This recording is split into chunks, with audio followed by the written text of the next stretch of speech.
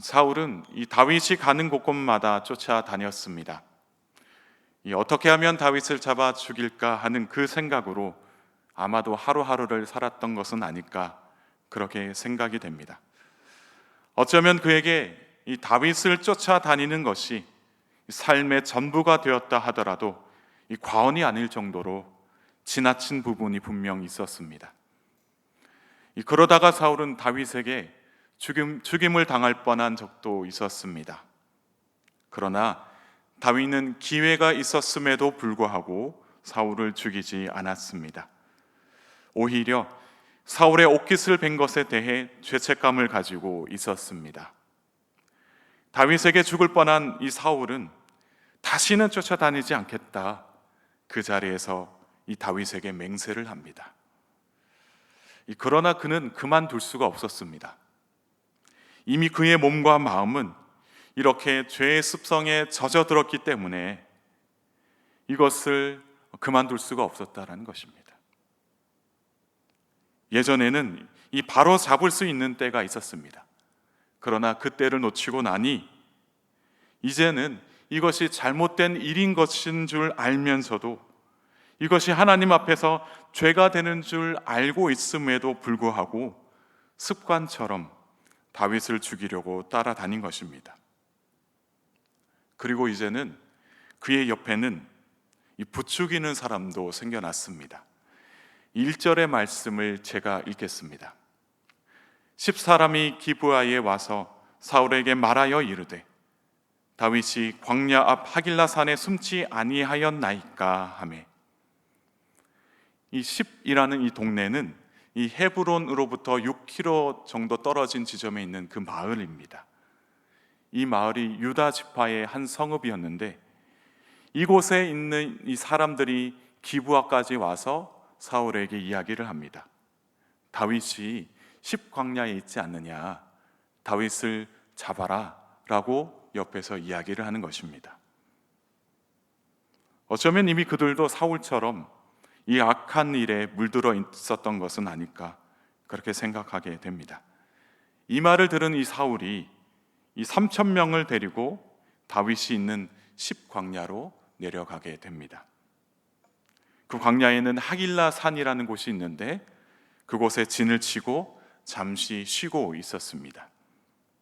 한편 이 사울이 자신을 잡기 위해 이곳까지 쫓아왔다라는 소식을 다윗은 들었습니다. 그래서 사울이 어디에 진을 치고 지금 무엇을 하고 있는지 사울과 그의 신하들의 동태를 살피기 위해서 다윗이 내려가게 됩니다. 다윗이 일어나 사울이 있는 곳에 직접 가서 보니까 한 3,000명 가량의 군사들이 서로 둘러서 쉬고 있는 것을 보게 되었습니다. 그리고 그 한가운데에 사울과 이 군사령관 넬이 쉬고 있는 것을 보았습니다. 지금까지 그냥 도망만 다니고 있던 이 다윗이 이제는 사울의 상황을 살핀다는 것은 어쩌면 그만큼 삶의 여유가 생겼다라는 것을 알 수가 있습니다. 사울을 피해 사울이 나를 쫓아온다, 그 소식만 들어도 이곳저곳을 돌아다니며 피해 다니면서 그렇게 살아야만 했던 이 다윗이 이제는 쫓아온 그 사울과 그의 신하들의 동태를 살피기 위해서, 그래서 어떻게 하면 내가 이 모든 상황을 잘 감당할 수 있을까, 또 넘길 수 있을까, 그렇게 대책을 마련하기 위해서 그들의 상황을 살피기 위해 간 것입니다. 우리도 어떤 문제가 발생했을 때 먼저 겁을 먹거나 두려워한다면 문제를 제대로 파악하지 못할 수도 있습니다. 그러나 한 걸음 뒤로 물러나 이 문제를 바라보면 이 문제를 어떻게 신앙 안에서 풀어낼 수 있을까 우리가 생각하게 되고, 또 그 안에서 생각보다 그 안에서 쉽게 해답을 얻는 그런 일들도 생기게 됩니다. 그래서 우리가 먼저는 문제가 생겼을 때 이 하나님의 말씀 안에서 그 문제를 바라보고 기도하면서 하나님의 음성 듣기를 구할 때 결코 그 문제가 어렵지 않다라는 것을 깨닫게 됩니다. 다윗도 여러 번의 이 역경을 겪으면서 문제 너머에 계시는 하나님을 경험하게 되었습니다. 그래서 문제 너머에 계신 그 하나님을 더욱 신뢰할 수 있었고, 무엇보다도 깨닫게 되었던 것은 무엇이냐면 사울보다 하나님이 더 위대하신 분이다. 사울도 결코 하나님보다 두려운 존재가 될 수 없다라는 것을 깨달았다는 것입니다. 우리 앞에 문제가 있다면 그 문제보다 크신 하나님을 신뢰할 때에 우리가 이 모든 문제를 해결할 수 있게 된다라는 것입니다. 또한 하나님께서 우리에게 지혜도 주시고 또 능력도 주셔서 이 문제를 뛰어넘을 수 있는 그러한 힘과 능력을 주신다라는 것을 믿고 의지하는 우리 모두가 되기를 주님의 이름으로 축복합니다. 그래서 이 다윗은 햇사람 아히멜렉과 그의 사촌 아비새와 함께 이 사울 진영까지 내려가게 됩니다. 어떻게 하면 사울을 돌려보낼 수 있을까? 어떻게 하면 자신을 쫓는 것을 그만두게 할 수 있을까? 생각하게 됩니다. 그래서 다윗은 그의 사촌인 아비새와 함께 그 진영 한가운데로 과감하게 들어가게 됩니다. 마침 이 사울 머리 곁에는 창이 있었고 물병이 있었습니다. 그런데 이 창이 있는 것을 본 아비새가 다윗에게 이렇게 이야기를 합니다. 8절의 말씀을 제가 읽겠습니다. 아비새가 다윗에게 이르되 하나님이 오늘 당신의 원수를 당신의 손에 넘기셨나이다. 그러므로 청하오니 내가 창으로 그를 찔러서 단번에 창에 꽂게 하소서. 내가 그를 2번 찌를 것이 없으리이다 하니. 지금 현재 아비새가 이야기하는 것은 이 창을 들고 다윗을 찌를 수 있도록 허락해 달라라고 이야기를 하고 있습니다. 그러면서 하는 말이 이것은 하나님이 오늘 당신의 원수를 당신의 손에 넘긴 좋은 기회입니다. 그렇게 이야기를 합니다. 그런데 이것은 아비새의 착각이었습니다. 하나님의 뜻을 알고 있었던 이 다윗은 사울 죽이기를 찬성하지 않았던 것입니다. 우리 함께 9절과 10절의 말씀을 함께 읽겠습니다. 다윗이 아비새에게 이르되 죽이지 말라.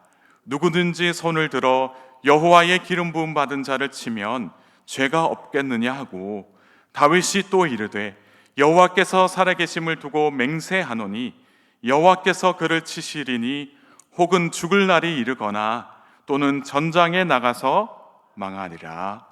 아멘. 하나님께서 기름을 부으시고 세우신 사람을 그 누구도 함부로 할 수 없다라고 다윗이 이야기를 하고 있습니다. 이것을 다윗 사울을 죽일 기회다라고 생각하는 것은 인간적인 너의 착각이지 하나님의 뜻이 아니다라고 바로 알려주고 있다라는 것입니다. 결코 하나님이 기뻐하시는 일이 아니다라는 것을 일깨워주는 말이었습니다. 그래서 다윗은 만일에 사울이 죽게 되더라도 우리가 결정하는 것이 아니라 하나님이 결정하시는 일이다. 그래서 우리가 이 일에 간섭하지 말자. 하나님보다 뛰어넘지 말자. 하나님 앞에서 일하지 말자라고 이야기를 하고 있는 것입니다. 우리도 이 다른 사람들에게 상처를 주는 일에 대해서 조심할 필요가 있습니다. 때로는 그 사람이 나에게 많은 어려운 일들을 했고 또 모욕적인 말을 했다 하더라도 그에게 상처 주는 말과 또 행동을 하는 것은 그것은 하나님이 기뻐하시는 일이 아니다라고 말할 수가 있습니다. 왜냐하면 그들과 우리 모두 다 하나님의 형상으로 지음받은 자들이기 때문입니다. 하나님의 형상으로 지어졌다라는 것은 결국에는 그 사람에게 하나님의 무언가가 들어있다라는 것을 생각할 수가 있습니다. 하나님의 겉모양일 수도 있고 하나님의 성품일 수도 있고 우리가 알지 못하는 하나님의 그 어떤 면이 그 사람을 가지고 있다라는 것입니다. 하나님의 그 어떤 무언가가 그 사람이 가지고 이 땅에 태어났다는 것을 우리가 기억해야 한다라는 것입니다. 따라서 우리가 직접적으로 그 사람의 마음에 상처가 되는 말을 하고 행동을 하는 것은 금해야 한다라는 것입니다. 사람에게 우리가 상처 주는 말을 하고 행동하는 것이 아니라 어쩌면 하나님에게 그렇게 말하고 그렇게 행동한다라는 것을 기억해야 할 것입니다. 사랑하는 성도 여러분, 오늘 하루도 삶의 자리에서 다윗과 같은 그런 삶을 살아가시기를 소망합니다. 문제가 일어났을 때 그 문제 앞에서 안절부절하지 못하고 두려워하고 걱정하는 것이 아니라 그 문제 너머에 있는 하나님을 바라보고 문제를 살필 수 있는 그 여유로운 마음을 가지시기를 축복합니다. 그래서 그 문제를 살피면 과연 이 하나님께서 어떻게 이 문제를 풀어가게 하실까 기대하고 소망하며 하나님께 기도하는 우리 모두가 되기를 주님의 이름으로 축복합니다. 또한 누군가에게 상처가 되고 시험 들 만한 말을 하거나 행동을 하지 않기를 바랍니다. 그들도 다 하나님의 형상으로 지음받은 자들이다. 하나님께로부터 기름 부음 받은 자들이다. 하나님의 작품이다 라고 생각하고 그들의 부족함과 연약함을 우리가 경험하게 됐다면 오히려 그들을 위해서 기도하고 그들을 위해서 하나님께 참으로 기도할 줄 아는 참된 그리스도인들 다 될 수 있기를 주님의 이름으로 축복합니다. 함께 기도하시겠습니다. 참으로 사랑이 많으신 하나님 아버지, 오늘도 저희들 은혜의 자리로 불러주심에 감사드립니다. 다윗처럼 문제 앞에서도 이제는 두려워하거나 낙심하는 것이 아니라 하나님이 주시는 담대함으로 그 문제 너머에 하나님을 붙잡고 문제를 바라보며 해결하는 능력의 그리스도인들 다 되게 하옵소서. 그래서 하나님이 주시는 지혜와 능력으로 그 어떤 문제로 다 해결할 수 있다, 그러한 담대한 믿음으로 날마다 승리하며 살아가는 우리 모두가 되게 하옵소서. 삶 속에서 신앙의 힘으로 문제를 해결하게 하시고 특별히 아버지 하나님께서 이 모든 연약함과 부족함을 아시오니 풍성한 능력으로 함께하여 주옵소서. 또한 우리 주변에 있는 사람들에게 또한 그들이 아무리 악하다 할지라도 우리가 말과 행동으로 상처 주는 일을 삼가게 하시고 우리의 입술과 마음을 지켜주셔서 그들을 위해서 오히려 기도하고 그들에게 말씀으로 권면할 수 있는 참된 그리스도인들 다 될 수 있도록 은혜 베풀어 주옵소서. 그들도 하나님의 형상으로 지어졌고 하나님이 사랑하는 자들이다라는 것을 깨달아 특별히 저들을 품고 하나님께 기도할 수 있는 복된 그리스도인들 다 되게 하여 주옵소서. 사랑이 많으신 하나님, 오늘 하루도 다윗의 영성을 따라 살게 하실 줄 믿사오며 참으로 사랑이 많으신 예수 그리스도의 이름으로 간절히 기도드리옵나이다. 아멘.